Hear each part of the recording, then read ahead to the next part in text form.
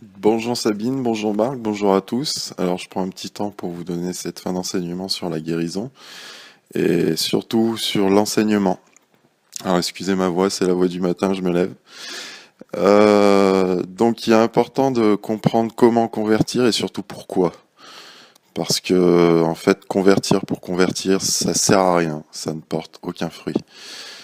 Jésus, il nous demande pas d'aller piocher sur l'arbre des autres. Il nous demande de former notre propre arbre, l'arbre qui est donc une parabole de l'être, de nous-mêmes, et de faire pousser des fruits sur notre arbre.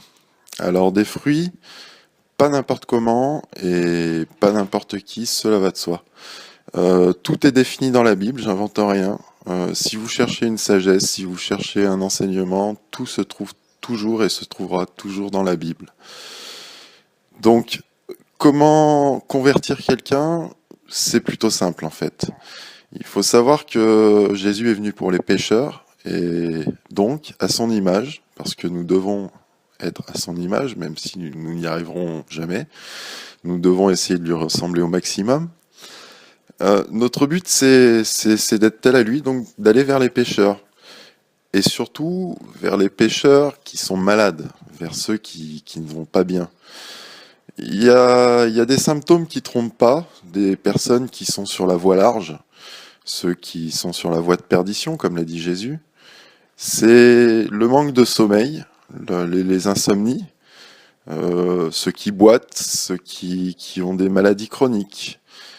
Tout cela qui sont éprouvés par notre Seigneur, parce que Dieu éprouve tous ceux qu'il aime, c'est vers eux qu'il faut aller en fait. C'est vers eux qu'il faut transmettre Jésus, parce que Dieu donne deux choses. Il donne la paix et l'amour. Tout le reste, bien sûr Dieu pourvoit, hein, cela va de soi, tout le reste est donné par le prince de ce monde.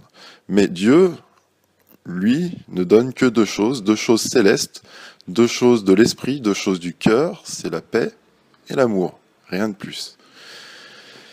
Donc, de ce fait, on va reprendre l'évangile et puis on va la lire un peu plus dans le détail pour essayer de trouver comment convertir les gens.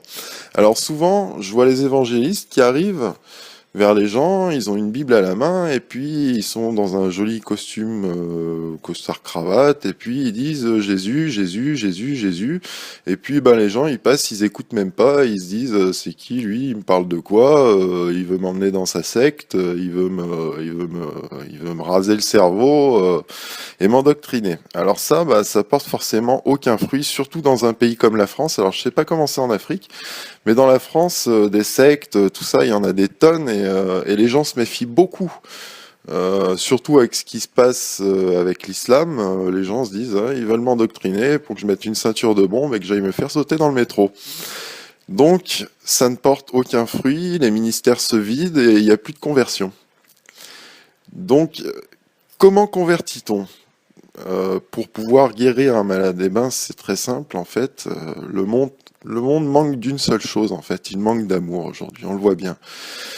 Le riche, qu'est-ce qu'il va faire? Il va se payer des grosses voitures bien tape à l'œil, il va se payer une belle maison, il va le faire pour exister auprès des autres, pour se donner de l'importance, parce que ben, aujourd'hui on a un monde qui est tellement en manque d'amour que pour exister on a besoin de biens matériels pour montrer aux gens qu'on est là et on existe.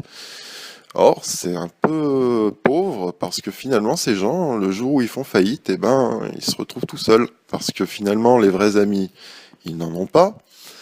Et le jour où ils ont plus d'argent à donner, ben, les gens, ben, ils s'en vont tout simplement, hein. Donc, c'est pour ça que nous, chrétiens, nous devons donner des choses du cœur.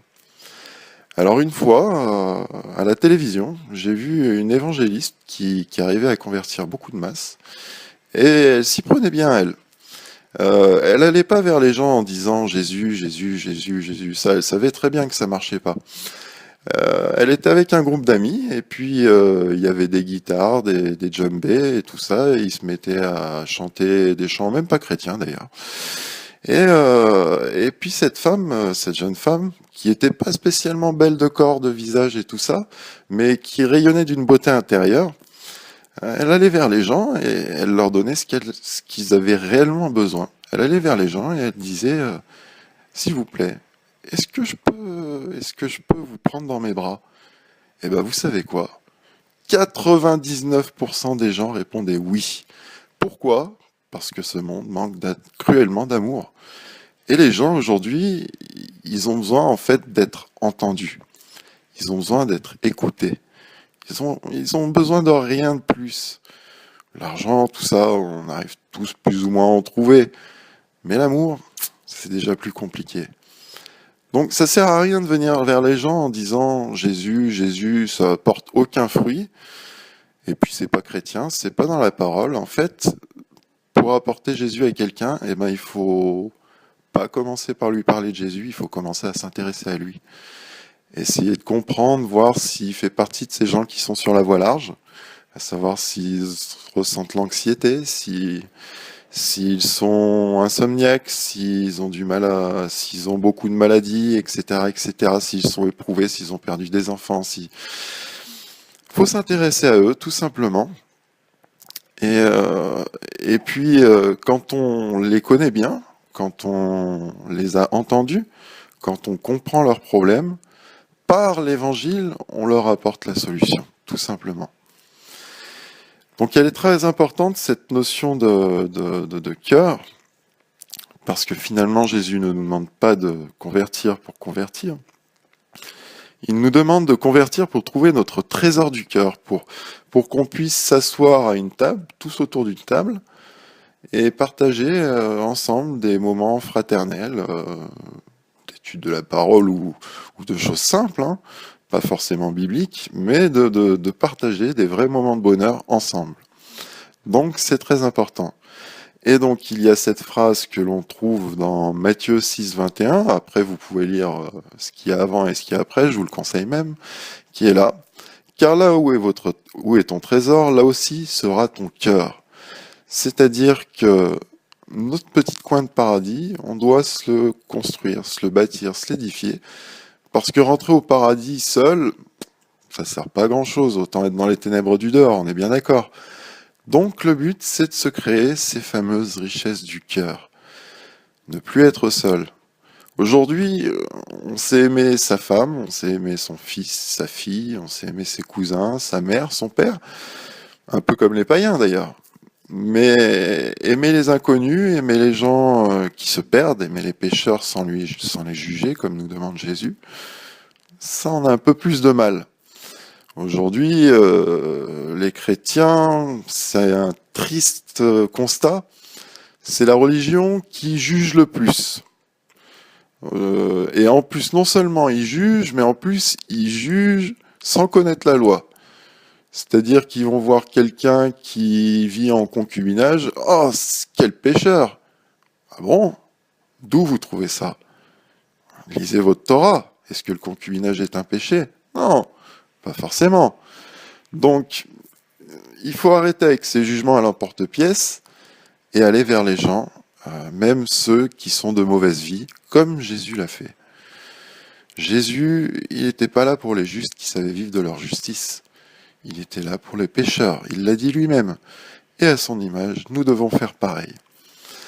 Il y a une autre phrase dans l'Évangile qui est très cinglante et vraiment qui fait très mal. Elle se trouve dans Matthieu 7, c'est le verset 21, 22, 23. Alors j'essaye de le sortir. Ouais, je vais le lire à partir du verset 19. D'ailleurs, il y a la parole de l'arbre. Tout arbre qui ne porte pas de bons fruits est coupé et jeté au feu. C'est donc à leurs fruits que vous les reconnaîtrez. Ceux qui me disent « Seigneur, Seigneur », n'entrons pas tous dans le royaume des cieux, mais celui-là seul qui fait la volonté de notre Père qui est dans les cieux. Plusieurs me diront en ce jour-là, Seigneur, Seigneur, n'avons-nous pas prophétisé en ton nom? N'avons-nous pas chassé les démons en ton nom? Et n'avons-nous pas fait beaucoup de miracles en ton nom? Alors je leur dirai ouvertement, je ne vous ai jamais connus. Retirez-vous de moi, vous qui commettez l'iniquité. Vous savez, il y en a beaucoup qui développent le don de prophétie, le don de chasser les démons, le don de guérison. Et tout ça, ils le font pas dans l'esprit de pouvoir s'asseoir et partager avec d'autres frères et sœurs. Ils le font pour gagner de l'argent, ils le font pour remplir des ministères, ils le font pour la gloire. En fait, ils le font pour des choses terrestres. Ils le font pas dans le but que Jésus a donné. Alors, avec Sabine, j'avais vu la notion de péché. La notion de péché, c'est pas une erreur, c'est pas une faute, c'est manquer son but. Donc, nous devons trouver notre but. Et notre but est de porter de fruits et de bons fruits sur notre arbre. Non pas convertir pour remplir Facebook ou pour avoir un nombre de likes, je ne sais pas quoi. Nous devons convertir pour aimer. Moi, je remercie le Seigneur parce que lors de ma conversion, je me suis rendu compte que j'avais construit ma maison sur du sable. Bien entendu, elle s'est effondrée.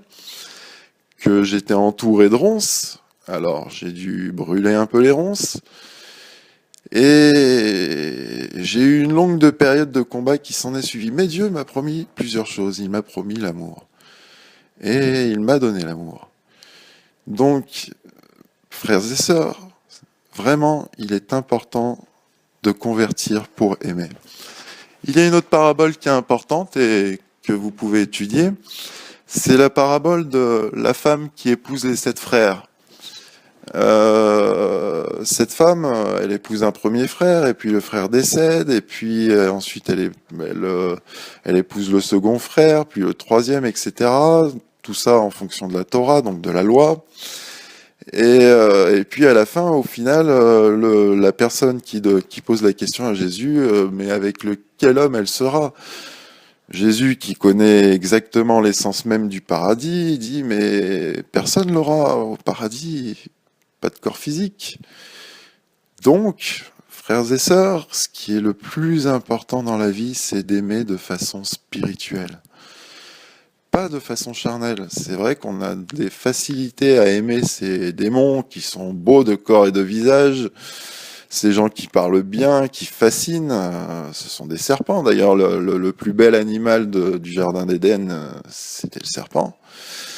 Mais les éprouver, ceux qui sont simples, on a un peu plus de mal et c'est pas très chrétien de notre part. Donc, le but, c'est d'aimer de façon spirituelle et d'élargir notre champ d'amour. Pas seulement à la famille, pas seulement à notre enfant, notre père, notre mère, notre frère, notre sœur. Tout ça, les païens, ils savent faire. Mais aux gens qui sont éprouvés. Il faut leur apporter la guérison, au nom de Jésus, bien entendu, mais pas n'importe comment, en s'intéressant à eux. Seulement en s'intéressant à eux. Donc le jour où vous déciderez d'aller dans les hôpitaux, d'aller vers les malades, pour exercer le don de guérison, pensez bien à cela. Intéressez-vous aux gens. Parlez-leur. Rentrez dans leur centre d'intérêt. Ce qui est bien, je ne sais pas pour quelle raison, sans doute par rapport à Dieu, c'est que les gens se confient très vite à moi. J'ai jamais compris ça. Les gens se confient tout de suite à moi. Et le fait est, c'est que je trahis jamais leur confiance, je répète jamais ce qu'on me donne. Mais il faut que, à mon image, et à l'image de Jésus surtout, en fait, les gens se confient facilement en vous, qu'ils aient confiance en vous, mais vu que la confiance, ça se gagne, eh ben, il faudra pas trahir cette confiance si quelqu'un vous fait confiance en commençant à dire ce qui va mal. Écoutez, ne pas juger, et apporter des solutions en fonction de ce que dit la Torah et l'Évangile. La Bible, la Torah, tout ça, ça doit être du par cœur. Et lire sans comprendre, c'est bien dommage. Donc, frères et sœurs, je vous incite à vraiment étudier ça, regarder ça de plus près, sortir de votre petite bulle familiale. La bulle familiale est bonne, hein, je dis pas ça, mais essayez d'élargir votre champ d'action et faire rentrer à votre table de nouvelles personnes pour pouvoir les aimer, pour pouvoir les écouter, pour avoir des moments de partage. Parce que finalement, ce que j'ai constaté, c'est que les gens qu'on relève un jour, eh ben, finalement, c'est ceux qui nous relèvent le lendemain quand nous, on va mal. Donc c'est là que c'est important. Si vous apportez des choses du monde à quelqu'un, il vous les rendra ou pas. Mais si vous apportez des choses spirituelles à quelqu'un, il vous les rendra pour sûr. Donc, je vous incite vraiment à réfléchir, à méditer ça en lisant la parole, en regardant les passages de l'évangile que j'ai cités. Car finalement, c'est ça le cœur de l'évangile. Et si on n'écoute pas ce commandement de Jésus qui est aimez-vous les uns et les autres, on perd l'évangile. Parce que la Torah nous donne le cadre, mais l'évangile nous donne la bonne nouvelle, ce qui nous permet d'accéder vraiment au paradis. Donc, il faut y faire attention, et quand vous irez vers les gens, ne vendez pas du Jésus. Ne soyez pas des vendeurs de religion, mais soyez des porteurs de lumière. Soyez des porteurs de lumière de Jésus-Christ. Le miracle viendra tout seul, vous verrez. Je vous dis à bientôt, en espérant que ce court enseignement vous aura aidé à avancer. Et puis, gros bisous Sabine, et à bientôt à toi aussi. Ciao.